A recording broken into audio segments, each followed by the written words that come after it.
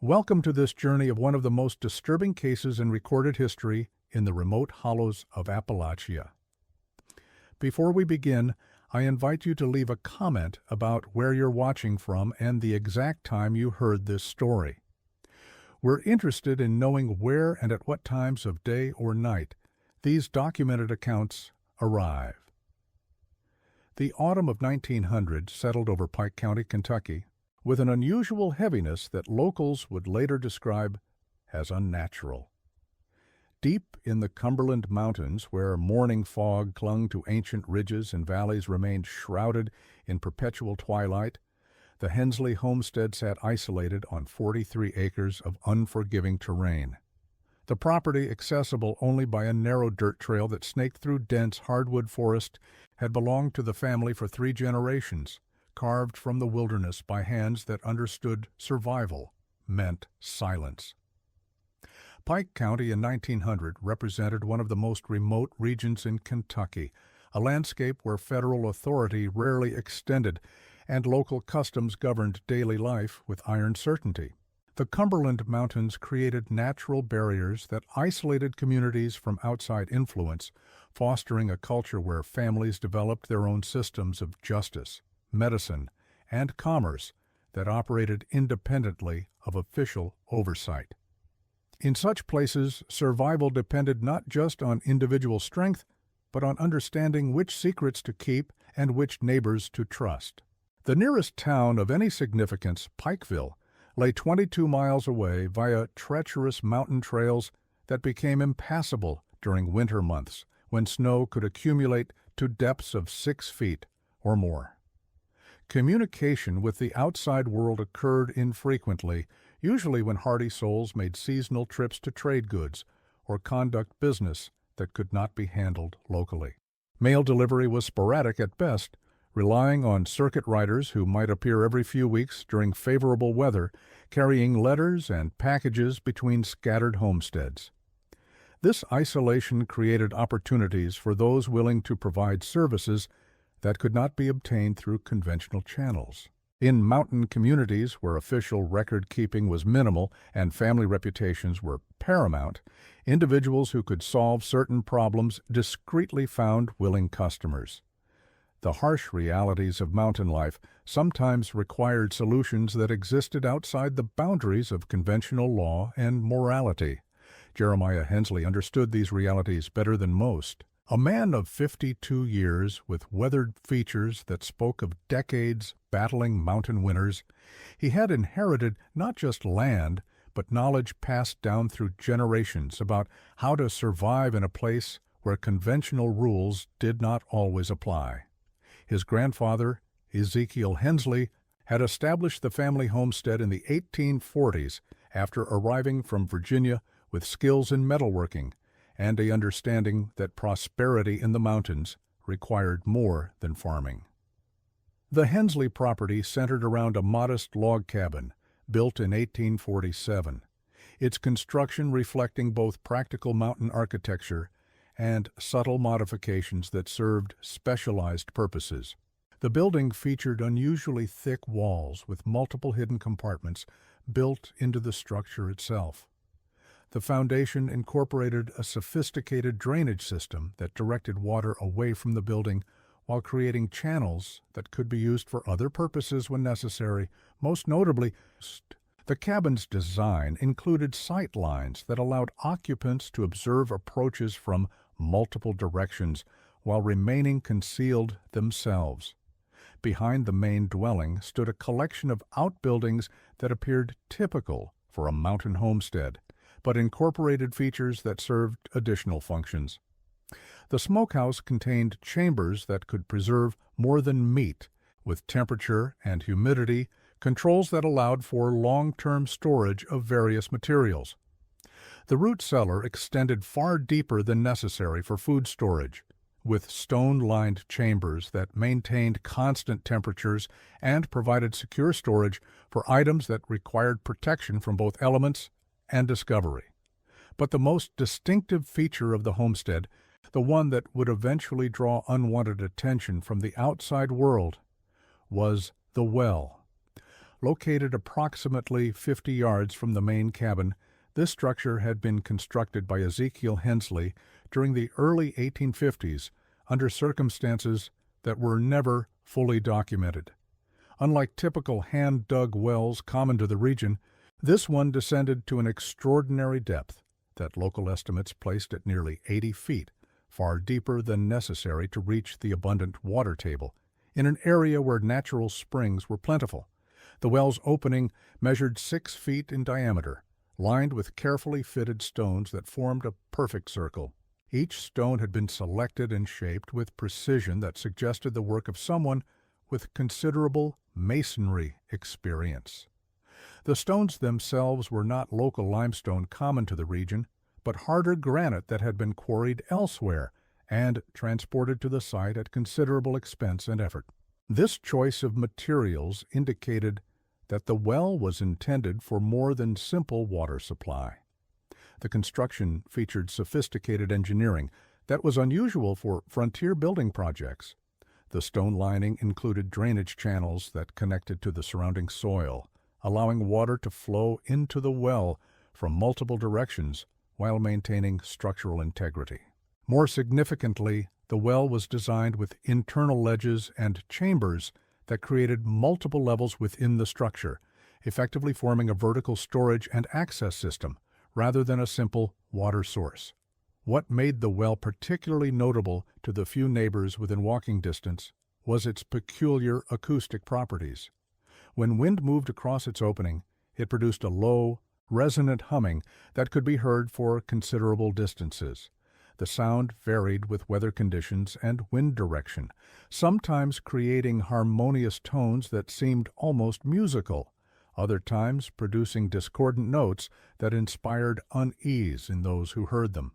Local folklore attributed this phenomenon to the well's exceptional depth and the specific arrangement of stones, but those familiar with the Hensley family had learned not to inquire too closely about the well's construction or purpose.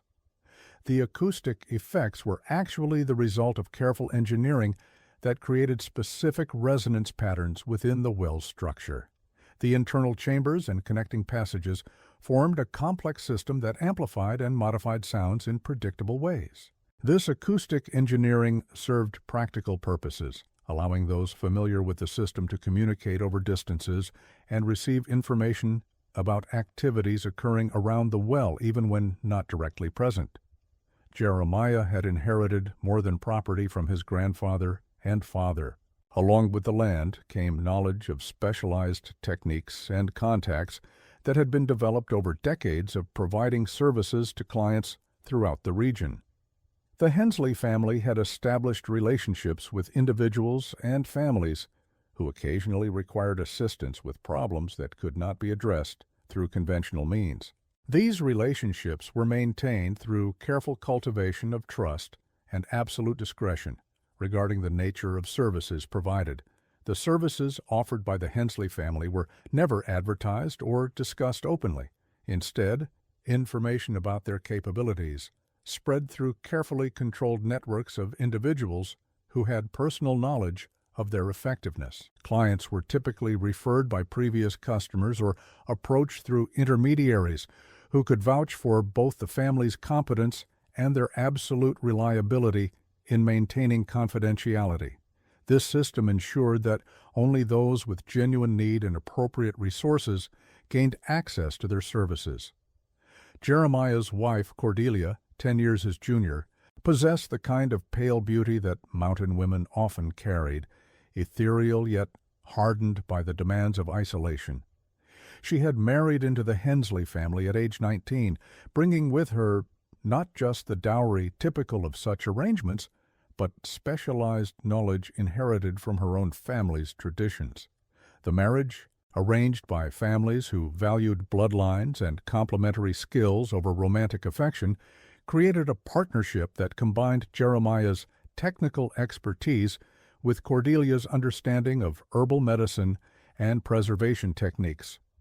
Cordelia's contributions to the family business were substantial and essential.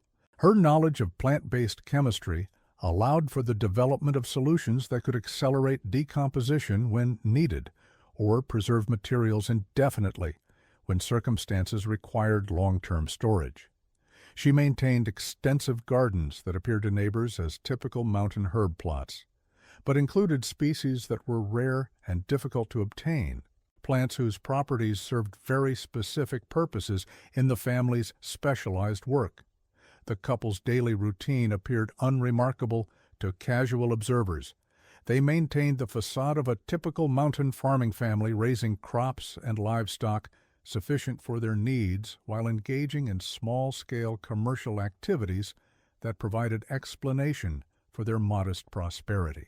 Jeremiah's work as a blacksmith created legitimate income while providing cover for activities that required metalworking skills and access to specialized tools.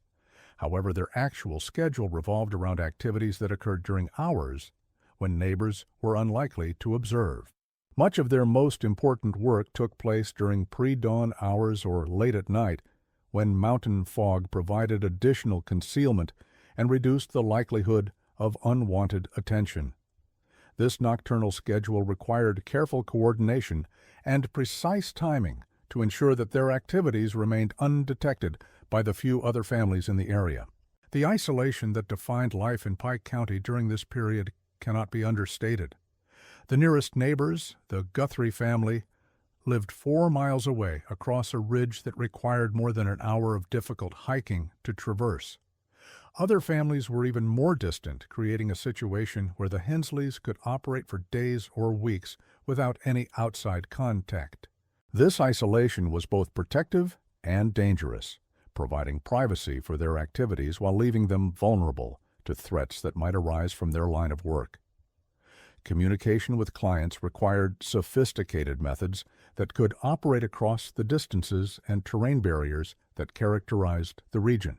The family maintained a network of message drops and signal systems that allowed for discreet contact with individuals who required their services.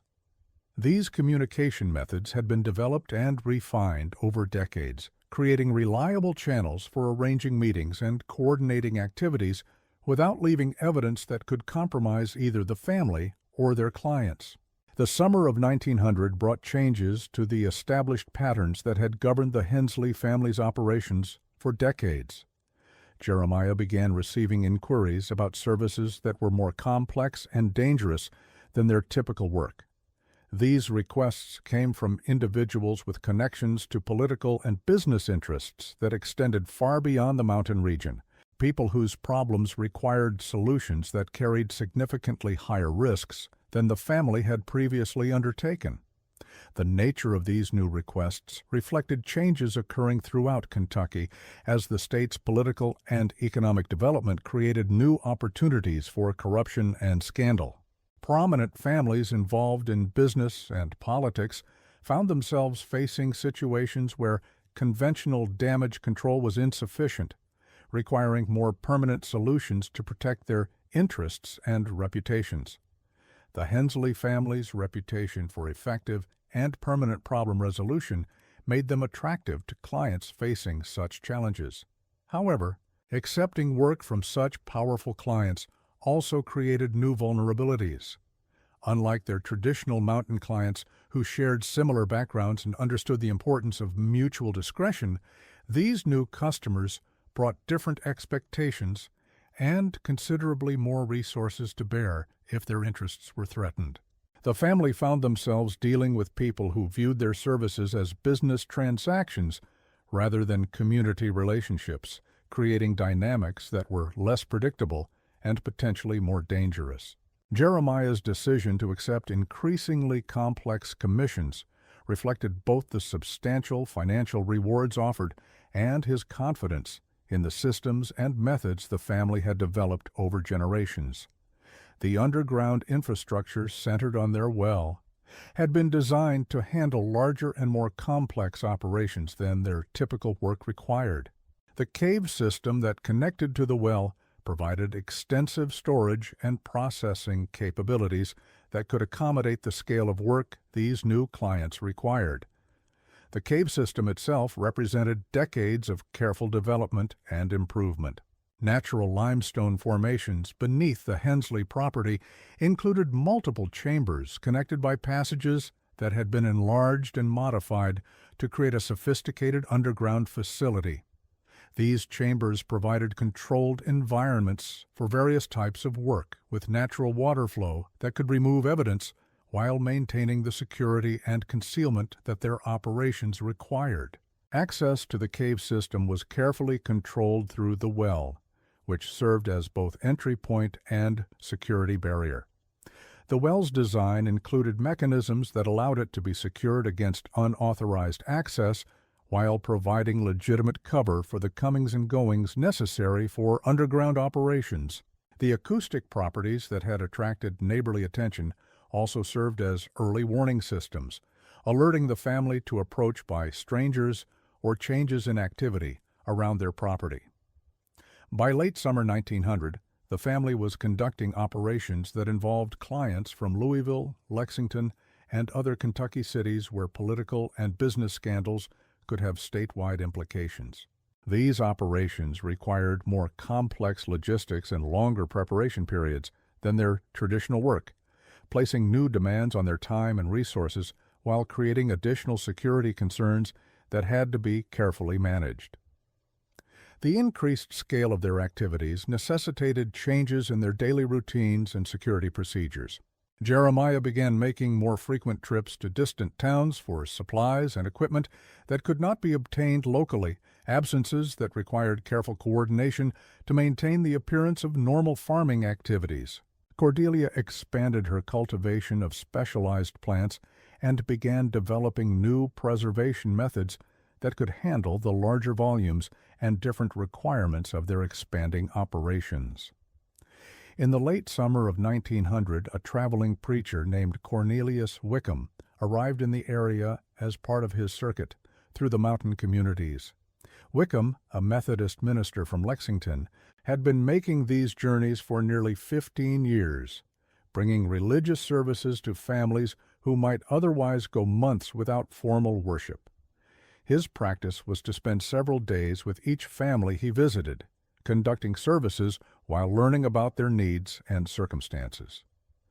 Wickham's detailed journal, discovered in 1958 among papers donated to the Kentucky Historical Society, provides one of the few external perspectives on the Hensley family during this crucial period. His entries reveal observations that, while innocent in themselves, documented patterns of behavior that suggested the family was engaged in activities far more complex than typical mountain farming. According to Wickham's records, he arrived at the Hensley homestead on August 22, 1900, and remained for 4 days while conducting religious services for the family and their immediate neighbors. During this stay, he observed household routines that struck him as unusually regimented for a remote mountain family. Meals were served at precise times with formal protocols that seemed more appropriate for wealthy urban households than simple farming families. Wickham noted that both Jeremiah and Cordelia demonstrated knowledge and refinement that exceeded what he typically encountered in such isolated areas. Their conversation revealed familiarity with current events and political developments that suggested access to information sources not available to most mountain families. More puzzling was their apparent prosperity, evidenced by personal possessions and household appointments that indicated financial resources beyond what farming and blacksmithing could provide. The preacher's journal describes the physical condition of the Hensley property with attention to details that revealed his growing curiosity about the family's circumstances. The buildings and grounds showed evidence of recent improvements and maintenance that required substantial investment. The quality of construction and materials used in these improvements suggested access to skilled craftsmen and expensive resources that were difficult to obtain in such remote locations. Most significantly, Wickham documented his observations of the well and its immediate surroundings with particular interest in features that seemed unusual for a simple water source. He noted the sophisticated stonework and the well's exceptional depth, which he estimated by timing dropped objects. His journal records that stones dropped into the well produced sounds that suggested impact with water far below the surface, followed by acoustic effects that seemed inconsistent with a conventional well structure. Wickham's most detailed observations concerned the family's daily routines related to the well.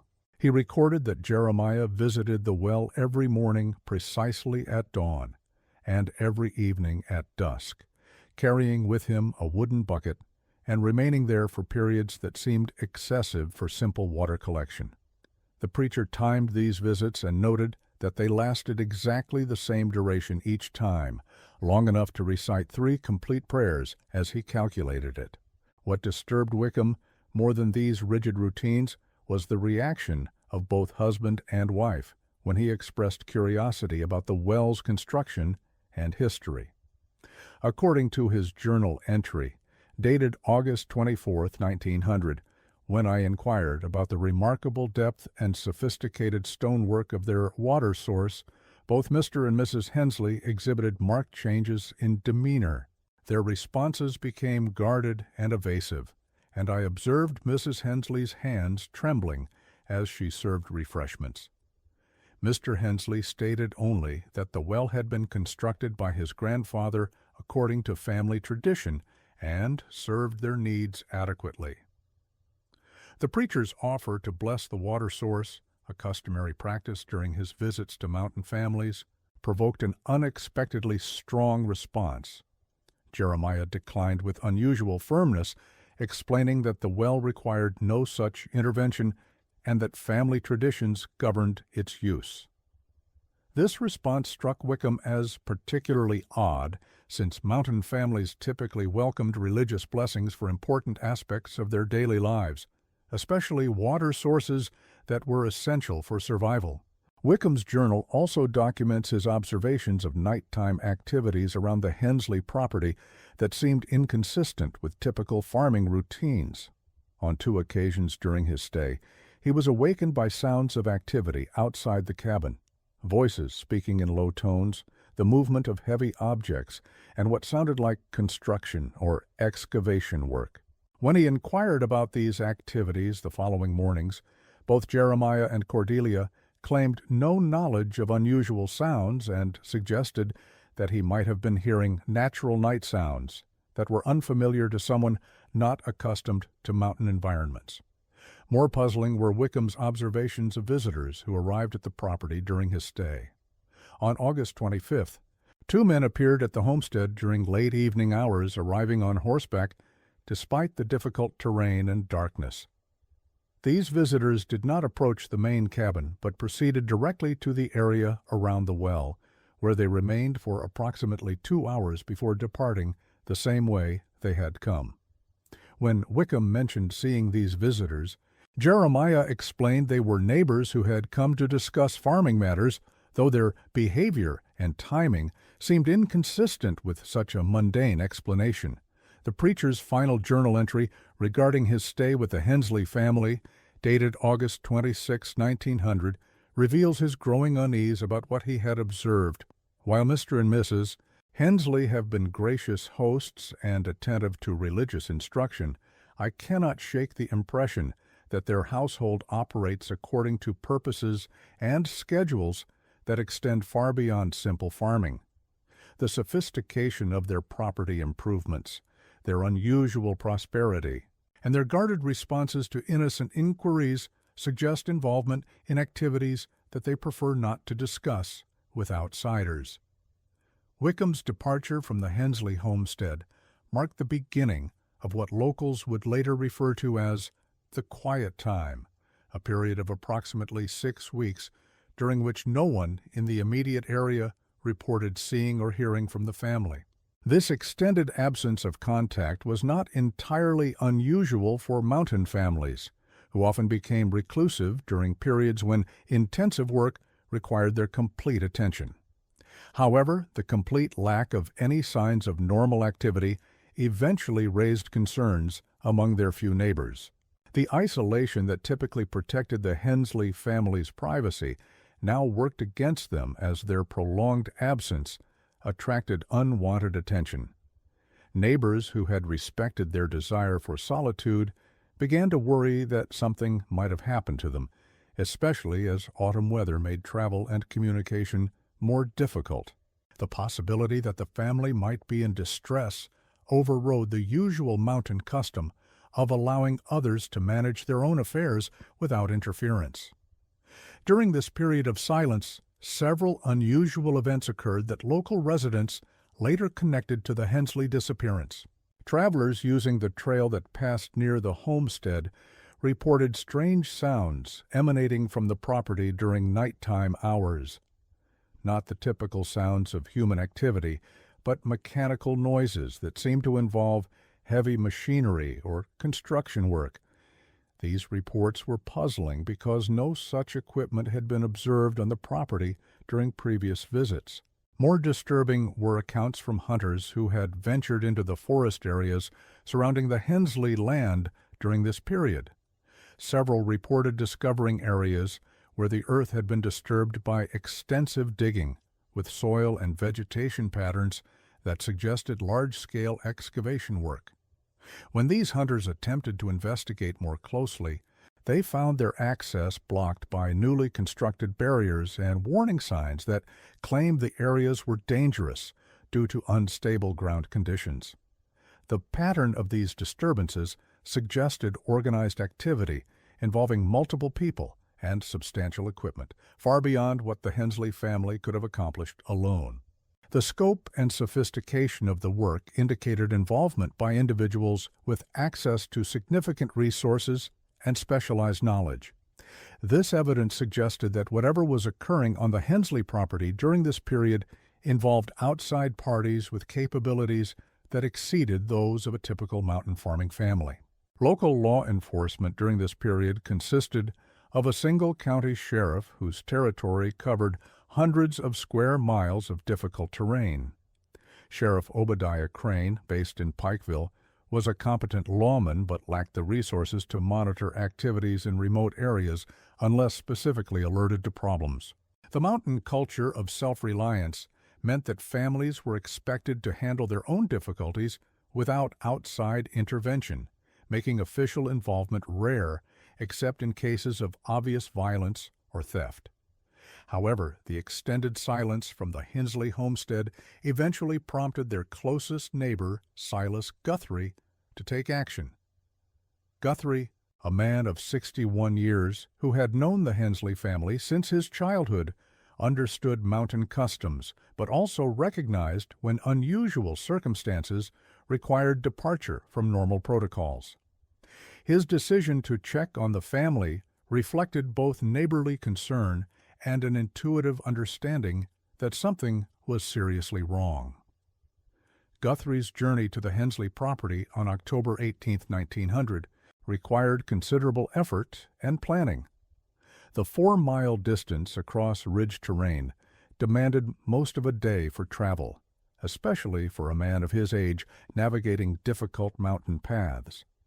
His decision to make this trip during late autumn weather indicated his genuine concern about the family's welfare and his willingness to risk his own safety to investigate their circumstances. The scene that greeted Guthrie upon arrival at the Hensley homestead was one of eerie normalcy that made the absence of the family even more disturbing.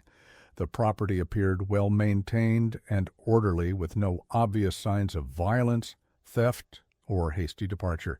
Buildings remained secure with their doors and windows properly fastened. Tools and equipment were stored in their customary places, and livestock showed signs of recent care, though they were beginning to exhibit the stress of irregular feeding schedules.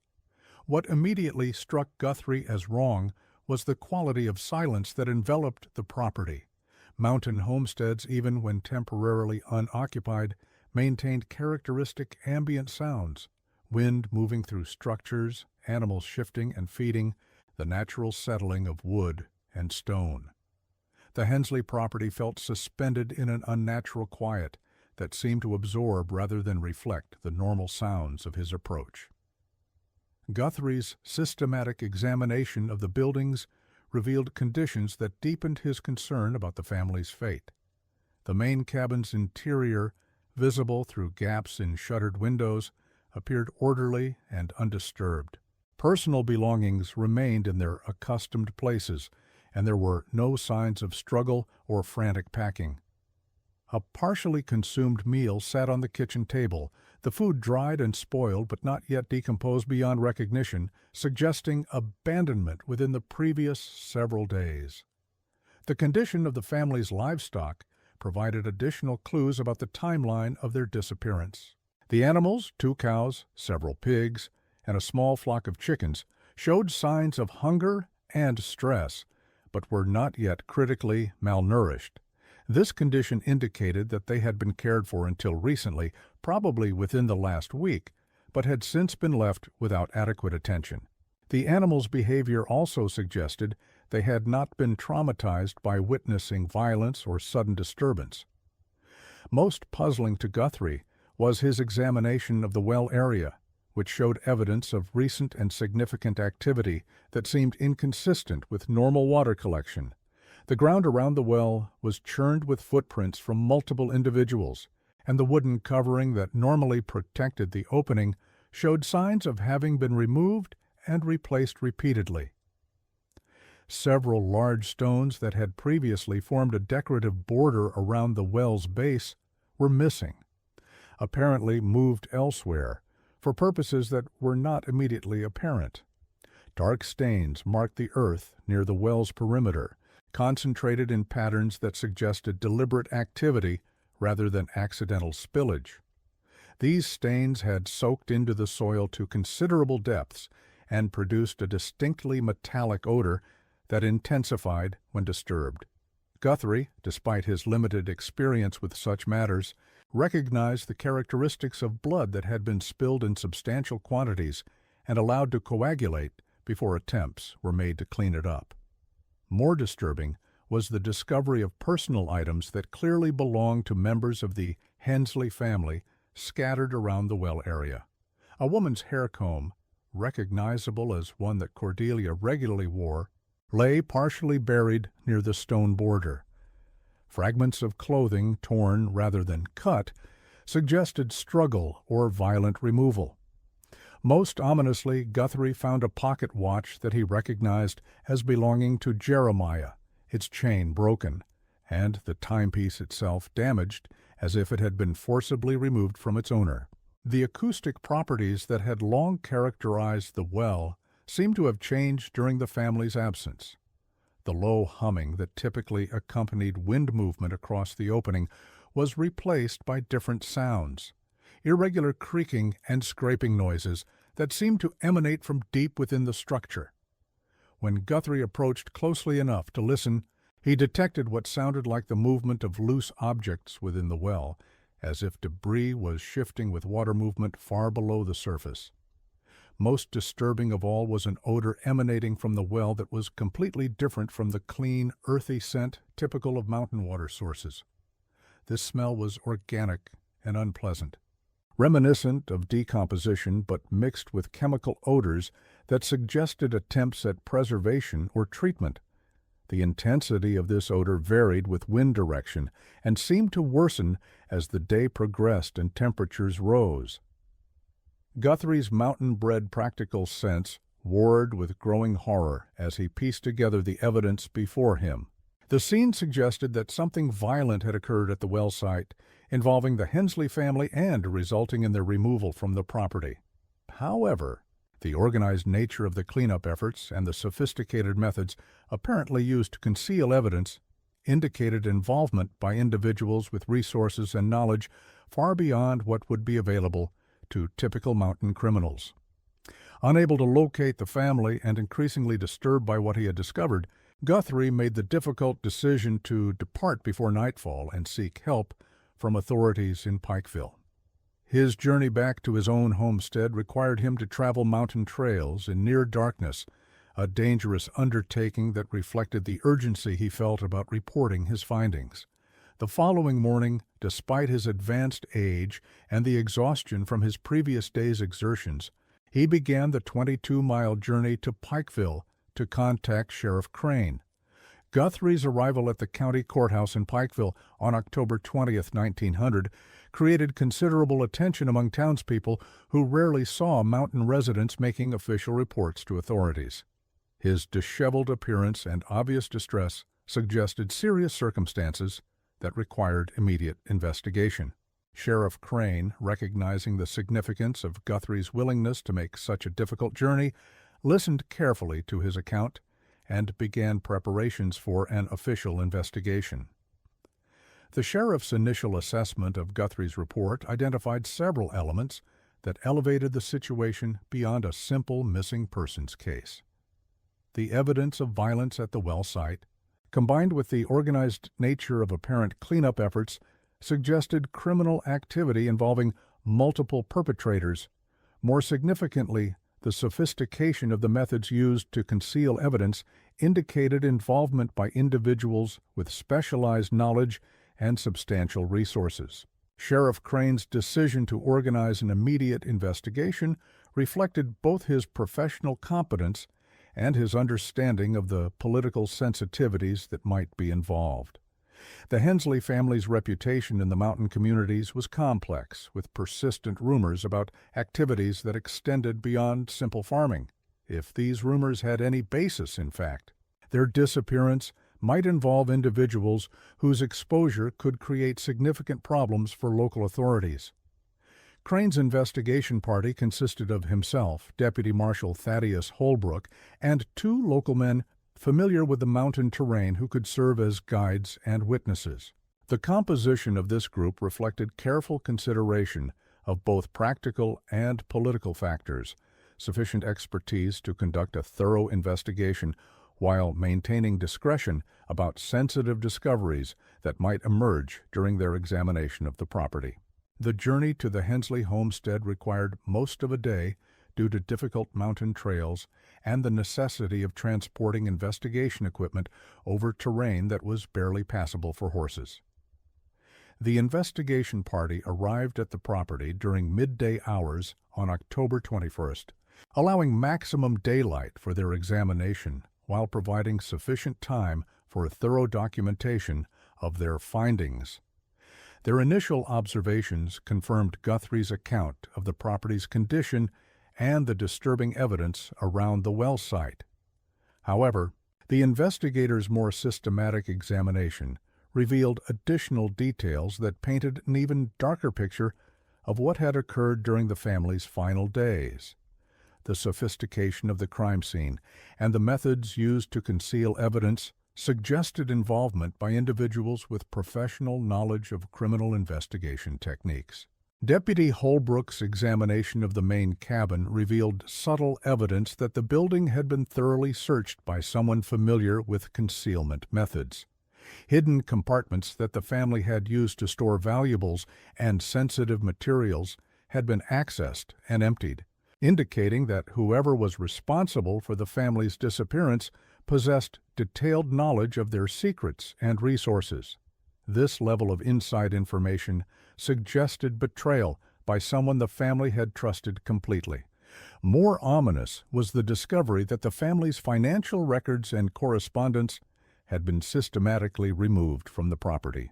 Jeremiah's carefully maintained business records, which would have documented his transactions and client relationships, were completely absent despite evidence that they had been stored in specific locations within the cabin. This selective removal of documentation indicated that the crime had been planned with consideration for concealing evidence of the family's business activities. The investigation of the well itself presented immediate challenges due to the structure's depth and the apparent modifications that had been made to its original configuration. The wooden covering that protected the opening proved to be secured with new locks that had replaced the family's original security measures. These locks were of sophisticated design and manufacture, suggesting they had been installed by individuals with access to expensive hardware that was not available locally. When the investigation party succeeded in removing the well covering using tools found in Jeremiah's blacksmith shop, they discovered evidence that the structure had been used for purposes far beyond simple water supply. The opening revealed a shaft that descended into darkness, well beyond the reach of their lanterns, but visible modifications to the stonework indicated recent and extensive alterations to the original construction. Deputy Holbrook volunteered to be lowered into the well using rope and pulley systems improvised from equipment found on the property. His descent revealed construction features that were completely inconsistent with conventional well building. Below the first 20 feet of traditional stone lining, the structure opened into what could only be described as an underground chamber system designed for specialized purposes that had nothing to do with water collection. Holbrook's systematic examination of the underground spaces revealed evidence of sustained human activity that had occurred over extended periods. The chambers contained work areas equipped with tools and materials for activities that ranged from metalworking to chemical processing. Storage areas held supplies and equipment that suggested operations requiring sophisticated planning and substantial financial investment. Most disturbing were areas that appeared to have been designed specifically for the processing and disposal of organic materials. The water level in the underground system was much lower than would be expected for a conventional well, suggesting that the structure's primary purpose had involved drainage and removal rather than water collection. Artificial channels carved into the chamber floors directed flow toward underground passages that extended beyond the limits of the investigators' ability to explore.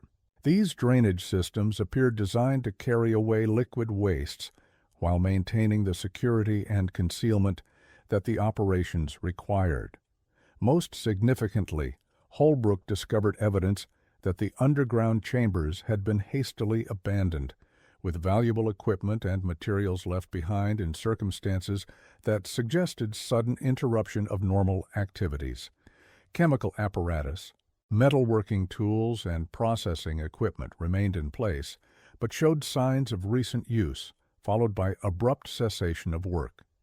This evidence indicated that whatever had happened to the family had occurred while they were engaged in active operations.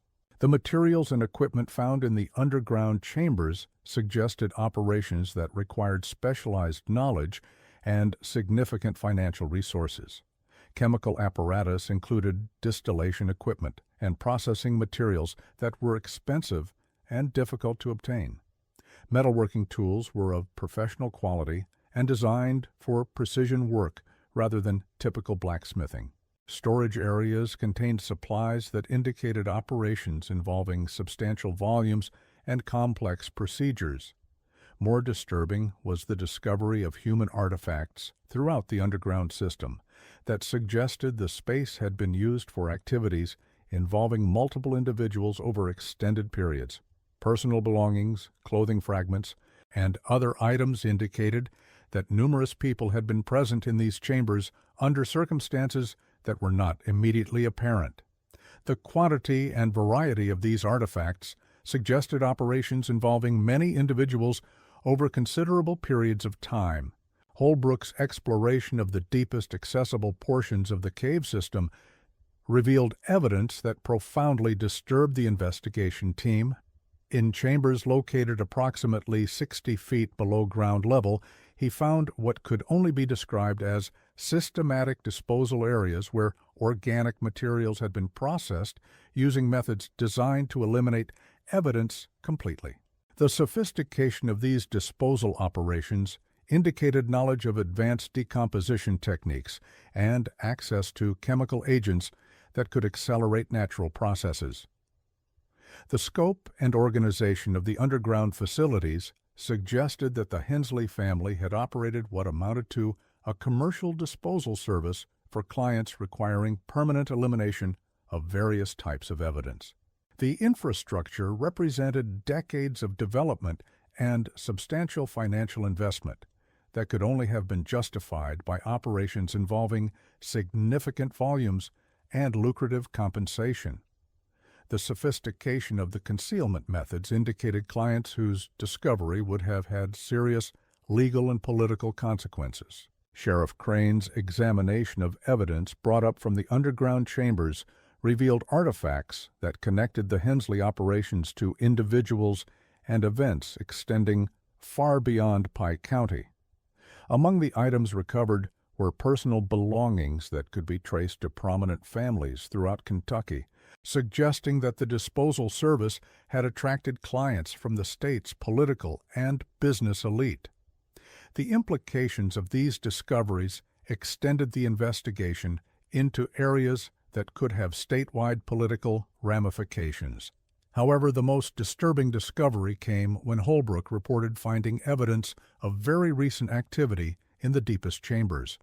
Fresh tool marks, recently moved materials, and other signs indicated that operations had continued until shortly before the family's disappearance. More ominously, he discovered evidence suggesting that the final disposal operation had involved the family themselves, with personal items and biological evidence indicating they had become victims of their own enterprise.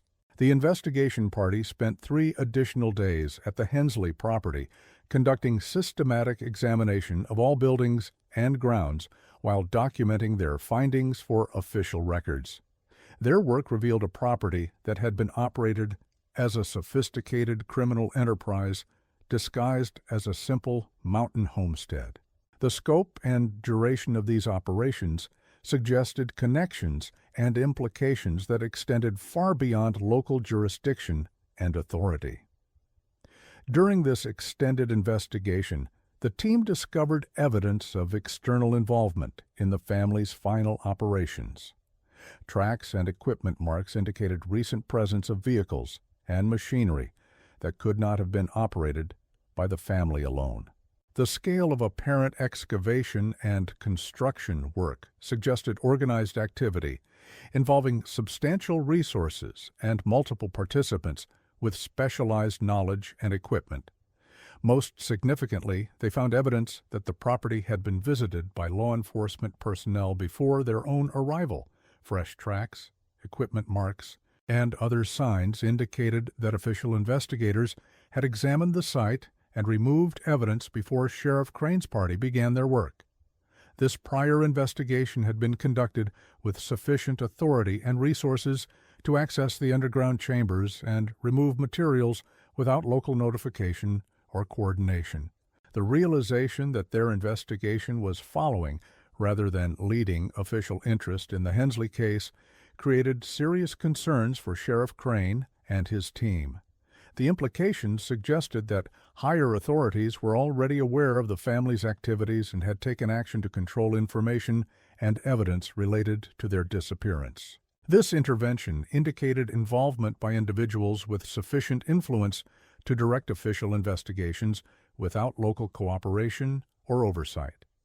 Sheriff Crane's official report, filed with the county courthouse on November 2, 1900, presented a carefully sanitized version of their findings that avoided the most sensitive discoveries while maintaining professional standards for documentation. The report concluded that the Hensley family had likely departed their property voluntarily, possibly to escape unknown threats, and that the unusual features of their homestead reflected eccentric construction choices rather than criminal activities. However, Sheriff Crane's private correspondence discovered among his family papers in 1967 reveals his actual assessment of the investigation and the factors that influenced his official conclusions. In a letter to his brother written shortly after filing his report, Crane acknowledged that the evidence clearly indicated criminal activity of significant scope and that the family had become victims rather than voluntary departures. More significantly, Crane's private papers document the pressure he received from state authorities to limit his investigation and modify his findings. Representatives from the Kentucky Attorney General's office contacted him within days of his return from the Hensley property, expressing interest in his discoveries and requesting copies of all evidence and documentation. These officials indicated that the case involved matters of state security requiring federal oversight and local cooperation. The intervention of state authorities in what appeared to be a local missing persons case confirmed Sheriff Crane's suspicions that the Hensley operations had involved clients with sufficient influence to control official investigations. The speed and authority with which these interventions occurred indicated advanced knowledge of the family's activities and preparation for managing consequences of their exposure. This level of organization suggested conspiracy involving multiple levels of government and law enforcement.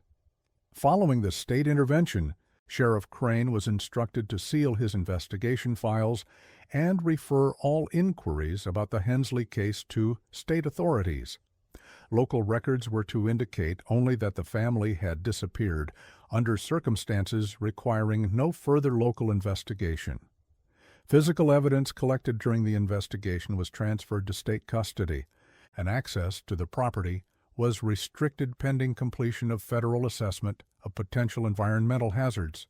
The transformation of the Hensley investigation from local criminal matter to state security issue effectively ended any possibility of public disclosure about the family's fate or the nature of their operations.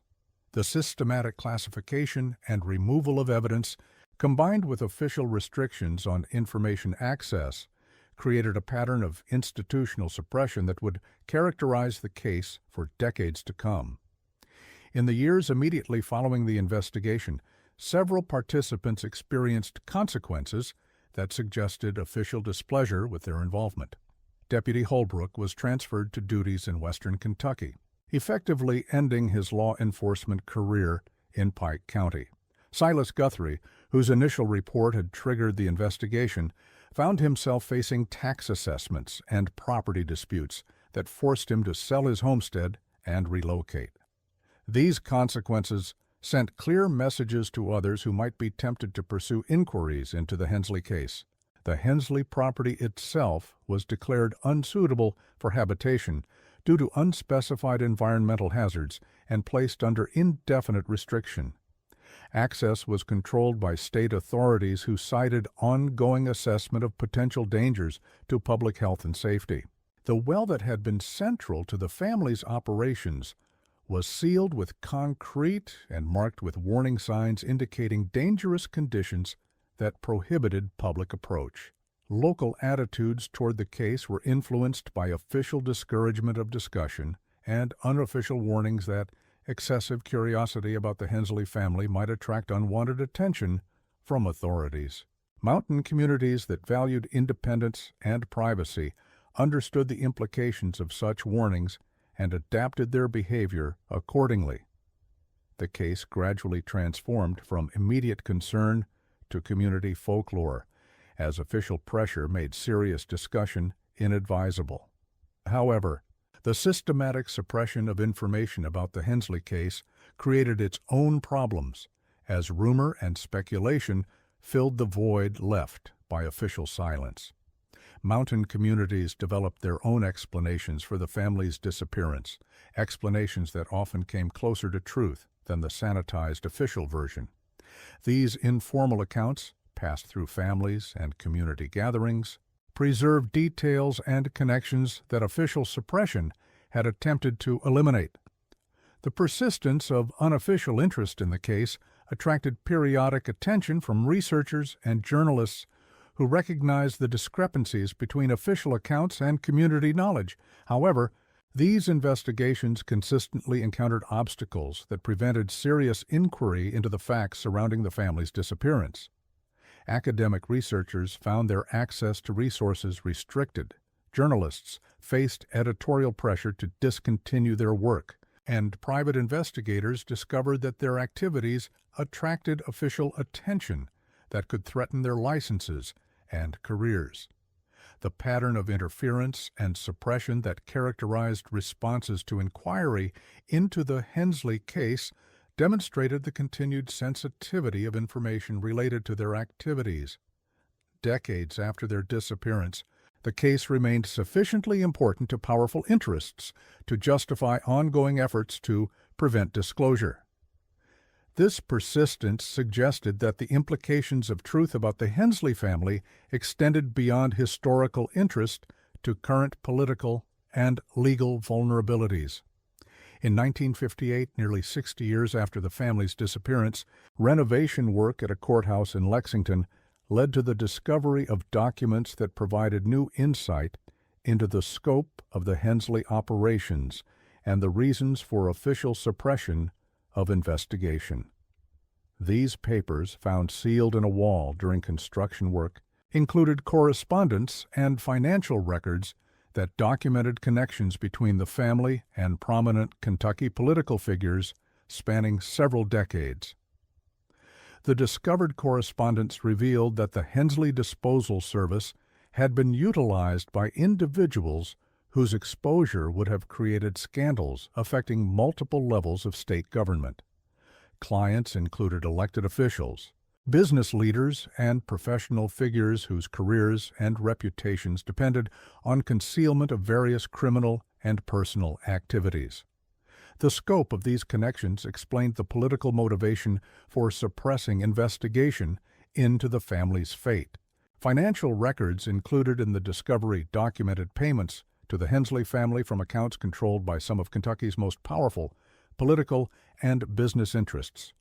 The amounts involved were substantial, indicating that clients were willing to pay premium prices for the security and permanence that the family's services provided. The systematic nature of these payments over extended periods suggested ongoing relationships rather than isolated transactions.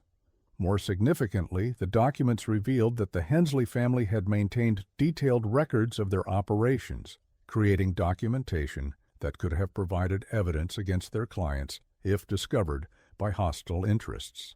This documentation included not only financial records but detailed accounts of specific operations conducted for individual clients. The existence of such records created obvious motivation for clients to eliminate the family when their continued existence became a liability. The discovery of these documents in 1958 triggered immediate action by authorities to contain their implications. The construction workers who found the papers were sworn to secrecy and relocated to positions outside Kentucky. The courthouse renovation was suspended, while officials determined how to manage the discovery without attracting public attention. Ultimately, the documents were classified as state security materials and removed to federal custody. However, the brief exposure of these materials provided confirmation of theories that researchers and journalists had developed about the Hensley case. The evidence supported conclusions that the family had operated a disposal service for powerful clients, that their elimination had been ordered to protect those clients from exposure, and that official suppression of investigation reflected ongoing vulnerability of individuals whose activities could still create political scandal. The persistence of official sensitivity to the Hensley case into the 1960s and beyond suggested that some of the original participants or their descendants remained active in Kentucky politics and business.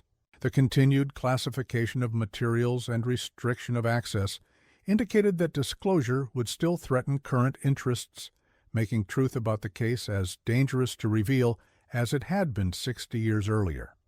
In 1968, Professor Archibald Whitmore of the University of Kentucky's Geology Department received permission to conduct limited research in the area surrounding the former Hensley property as part of a broader study of cave systems in the Cumberland Mountains. Whitmore's research was officially restricted to geological assessment, but his findings provided new insight into the scope and sophistication of the underground facilities that the family had developed. Whitmore's preliminary surveys revealed that the cave system connected to the Hensley well was far more extensive than previous investigations had determined. Using modern surveying equipment, he mapped underground passages that extended for miles beneath the mountains, connecting multiple surface access points and including chambers large enough to accommodate substantial operations. The sophistication of modifications to these natural formations indicated engineering expertise and financial resources that exceeded previous estimates of the family's capabilities. More significantly, Whitmore discovered evidence that the cave system continued to show signs of recent human activity despite the family's disappearance nearly 70 years earlier. Fresh tool marks, recently moved materials, and other indicators suggested that the underground facilities remained in use by individuals with access to specialized equipment and knowledge of the original operations. This discovery implied that the disposal service established by the Hensley family had continued under different management. Whitmore's findings about ongoing activity in the cave system raised disturbing questions about the true fate of the Hensley family and the nature of current operations in their former facilities.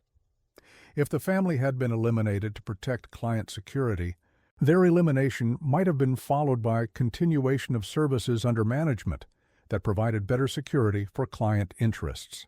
The sophisticated nature of current operations suggested organization and resources that exceeded the capabilities of simple criminal enterprises.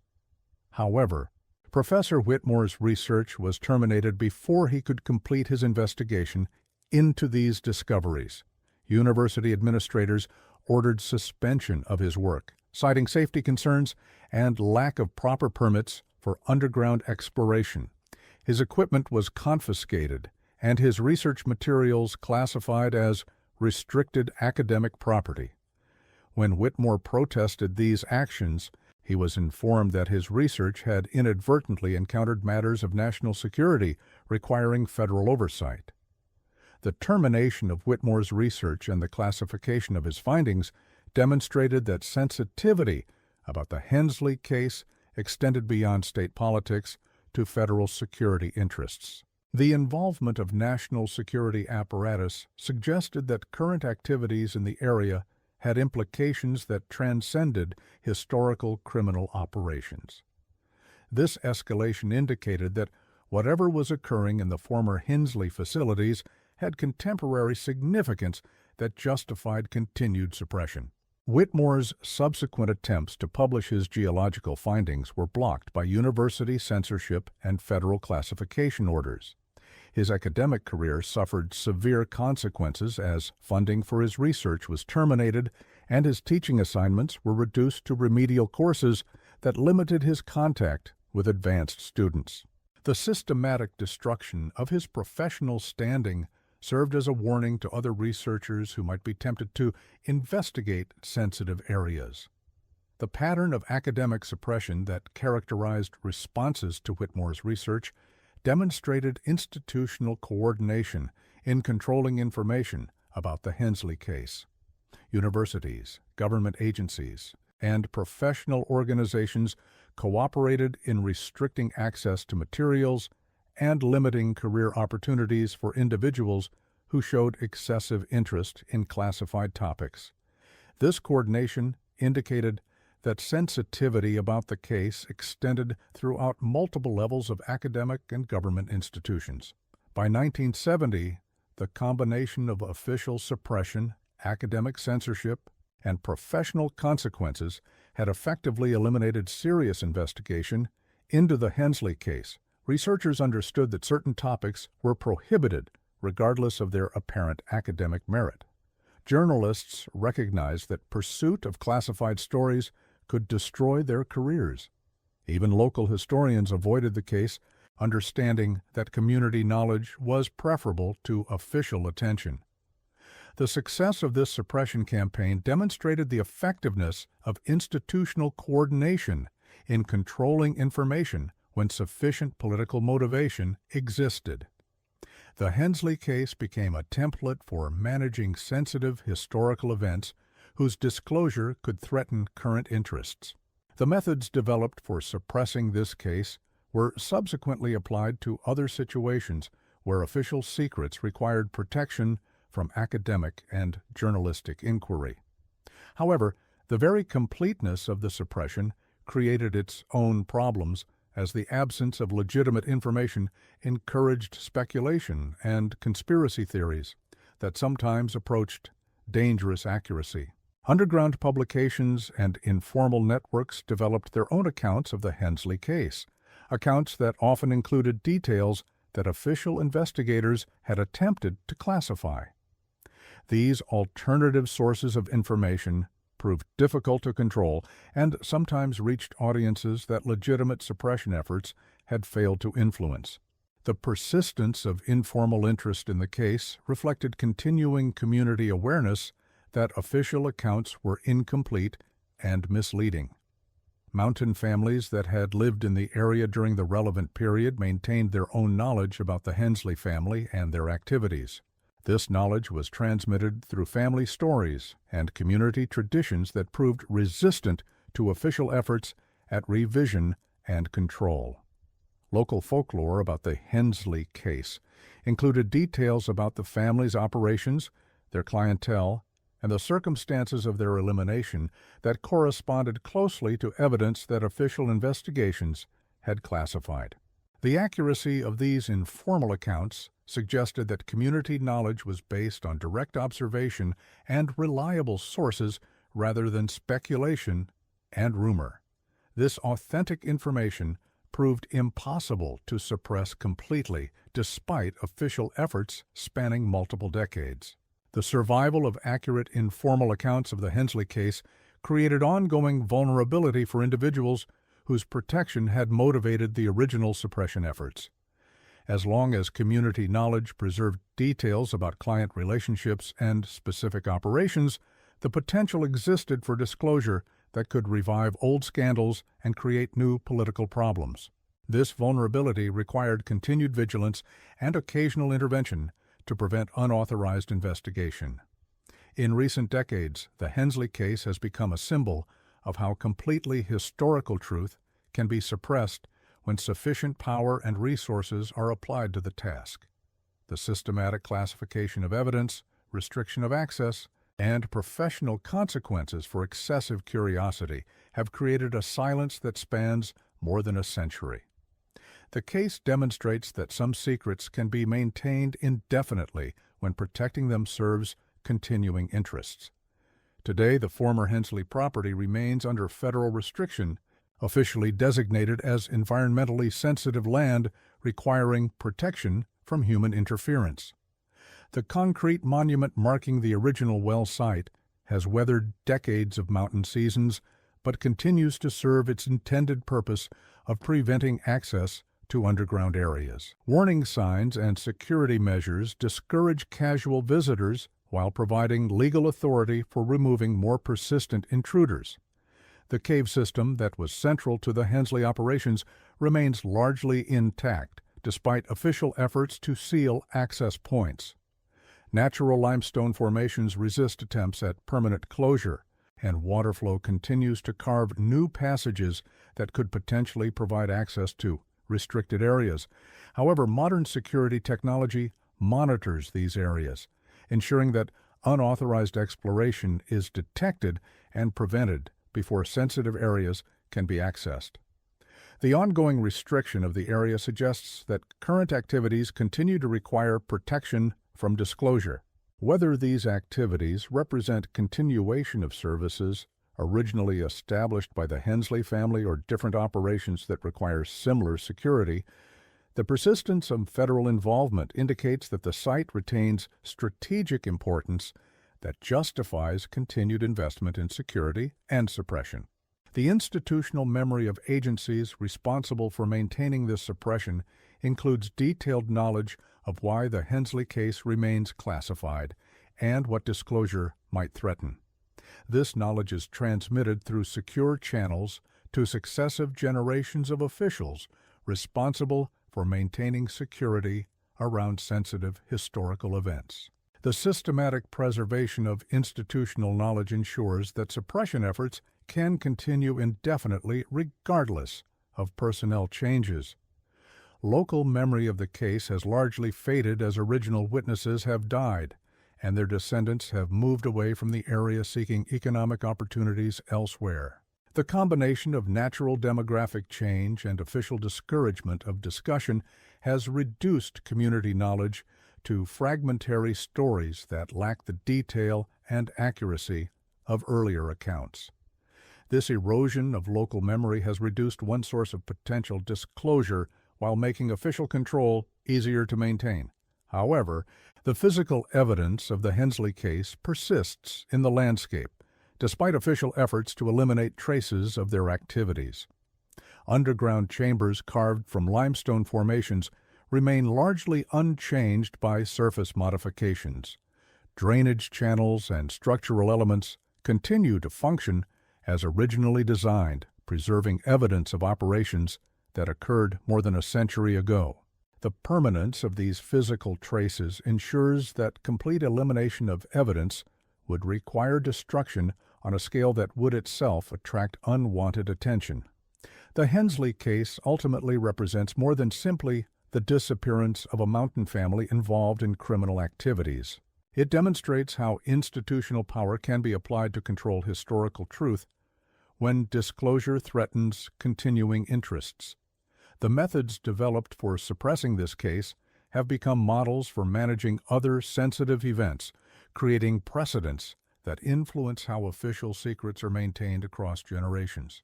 The systematic suppression of the Hensley case has protected powerful interests for more than a century, ensuring that evidence of criminal activities and political corruption remains classified despite its historical significance.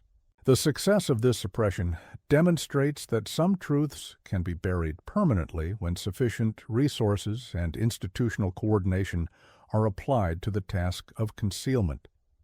Yet, the continuing sensitivity of the case, evidenced by ongoing restrictions and occasional interventions against researchers, suggests that complete success in suppression requires constant vigilance.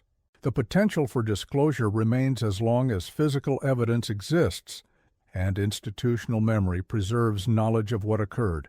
This vulnerability ensures that the Hensley case remains a continuing concern for those responsible for maintaining official secrets.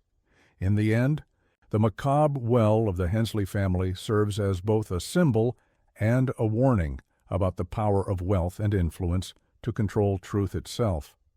Sealed beneath concrete and protected by federal authority, it represents the ultimate success of institutional power in burying evidence of criminal activity. But it also reminds us that some truths resist burial, remaining preserved in the darkness below, waiting patiently for conditions that might allow their return to light. The official story maintains that the Hensley family simply disappeared in 1900 for reasons that required no investigation. Their property was eventually absorbed into federal holdings for environmental protection, and their case was closed without resolution. The well on their property was sealed for public safety, and the incident became a minor footnote in local history that few people remember or discuss. But beneath the official silence lies a truth that certain people have spent more than a century trying to keep buried. The Hensley family operated a disposal service for Kentucky's political and business elite, providing permanent solutions for evidence that could destroy careers and end political dynasties. When their services were no longer needed, they were eliminated with the same efficiency they had once provided to their clients. The cave system beneath their property continues to hold evidence of these activities, protected by concrete and federal authority, but preserved by the geology that originally made it suitable for such operations. In the darkness below, where water flows through limestone passages and time moves slowly, the secrets remain, patient, permanent, protected by those who understand that some truths are too dangerous to ever see daylight again.